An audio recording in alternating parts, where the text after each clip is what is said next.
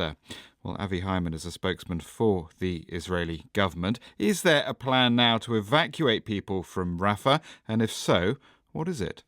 So in the same way that we did that in the north, in the center, we'll now do that in Rafah. We've taken out 18 out of 24 Hamas battalions, and there's still 4 remaining in Rafah. So that's what we have to take care of now to destroy Hamas. Right, so that's the aim of any military offensive in Rafah. Has that been signed off? Is that going to happen, and if so, when? It will happen at a time that the IDF chooses, and we are at the same time planning to ensure that civilians are taken out of harm's way. Where will they go? The UN thinks that there's no safe place for them to go now. We have proven throughout the war we can create safe corridors, safer zones. There's obviously a lot more space in the center and the north that can be used to hold civilians, and that's what we'll do, as we have done until now. Well, it's not that safe, is it? More than 28,000 people have been killed, according to the Palestinian Health Ministry. According to Israel, we have taken out either killed, wounded, or captured over 20,000 Hamas terrorists, and we have killed over 10,000 terrorists. So I'm not going to start getting into the intricacies of how Hamas manipulates numbers. What I can say is that we will do everything that we need to do to ensure that Hamas cannot perpetrate an October 7th-like massacre again. But you wouldn't deny, though, that civilians are being killed during this military campaign and that it is not a safe place for Palestinian civilians. All wars are hell. War is hell. And every civilian casualty is a personal tragedy. But I can say that the way in which the IDF is acting is unlike any army on earth, in the way that they're evacuating mass populations and strategically targeting the terrorists. Who's going to organise that mass evacuation? I mean, as we've been hearing, the UN again says it'll be nigh on impossible to move more than 1 million people, most of whom have already had to move from northern Gaza. I mean, is it going to be the IDF that's packing up their tents and putting them up again? The plan is underway. I'm not going to preempt that. What I will say is that we heard the same things at the beginning of the war.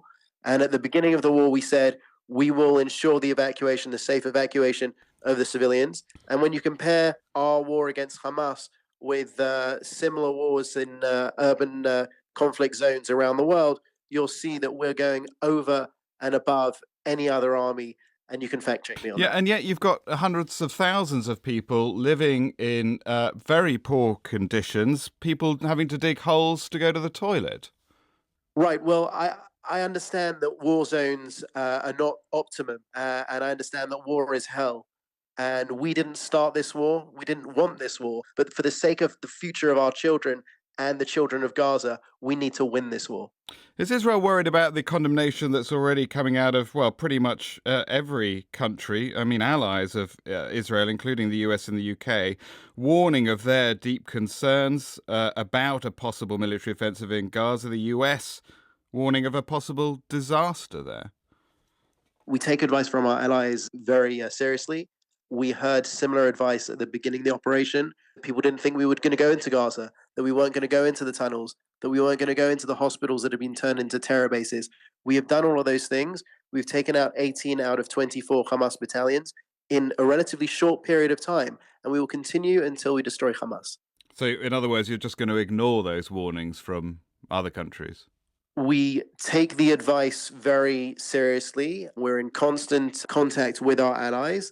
And we have to do, at the end of the day, what is best for our people and for the security of the state of Israel. And that's what we'll do. And on that, on another aspect of this, I mean, Hamas have said today that if there were to be a full-scale military offensive in Rafah, that would completely end any negotiations towards the release of the remaining hostages. Is the Israeli government worried about that, given the pressure it's under to try and get those hostages back?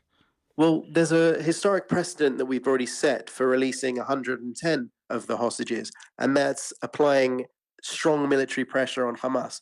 Hamas understands force, and that's what Hamas is going to get. They weren't serious about these negotiations. What they're trying to do is to use the hostages as a lifeline for themselves.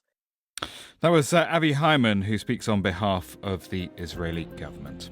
You're listening to Newshour from the BBC World Service.